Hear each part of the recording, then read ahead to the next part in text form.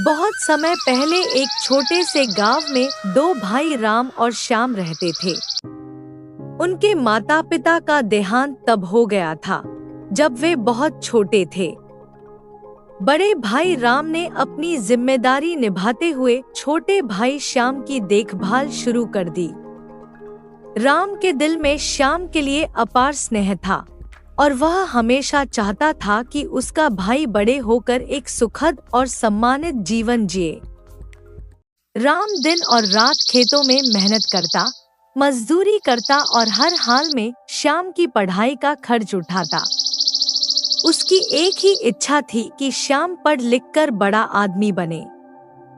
लेकिन श्याम को यह बात समझ में नहीं आती थी। वह अपनी पढ़ाई के साथ साथ दोस्तों के साथ घूमने और मस्ती करने में ज्यादा समय बिताने लगा। राम ने कई बार श्याम को समझाने की कोशिश की। एक दिन राम ने श्याम से कहा, भाई, मैं दिन रात मेहनत करता हूँ ताकि तुम्हारा भविष्य उज्जवल हो। तुम पढ़ाई पर ध्यान दो और अपने जीवन को संवारो। मैं तुम्हारे लिए सब कुछ करने को तैयार हूँ, लेकिन तुम्हें भी अपनी जिम्मेदारी समझनी होगी। श्याम ने इस बात को सुना, लेकिन वह इसे गंभीरता से नहीं ले पाया। उसने कहा, ठीक है भैया, आप टेंशन मत लो। मैं पढ़ाई करके कुछ बनूंगा। कुछ समय बाद श्याम ने कॉलेज जाने के लिए शहर का रुख किया। राम ने खेतों में और भी ज्यादा मेहनत शुरू कर दी ताकि श्याम को किसी चीज की कमी न हो।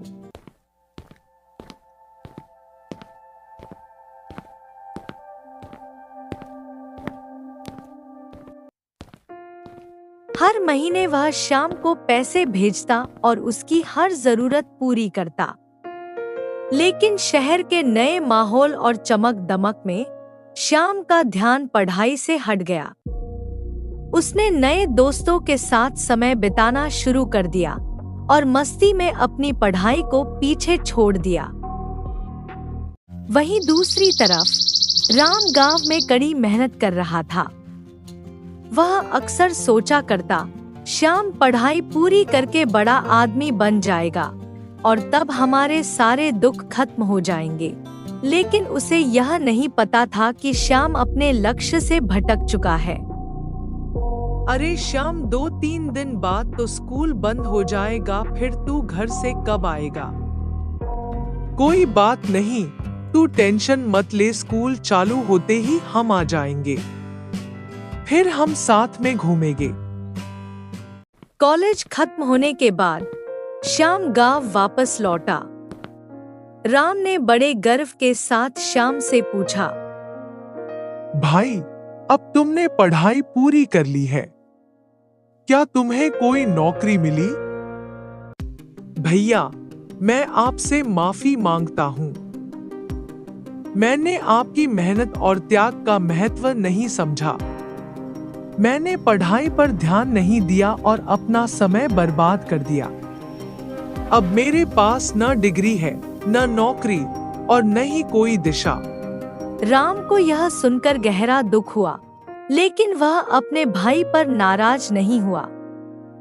उसने श्याम को प्यार से समझाते हुए कहा, देखो भाई, गलती हर किसी से होती है, लेकिन अब भी वक्त है।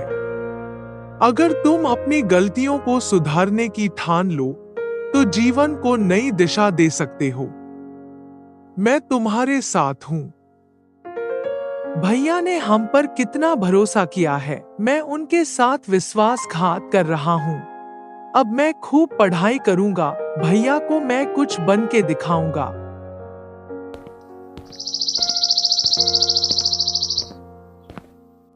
श्याम ने इस बार ठान लिया कि वह अपने भाई के त्याग का मान रखेगा। उसने पढ़ाई दोबारा शुरू की और कड़ी मेहनत करने लगा। इस बार राम ने भी उसका हर कदम पर साथ दिया। श्याम ने न केवल अपनी अधूरी पढ़ाई पूरी की, बल्कि उसने एक प्रतिष्ठित नौकरी भी पा ली।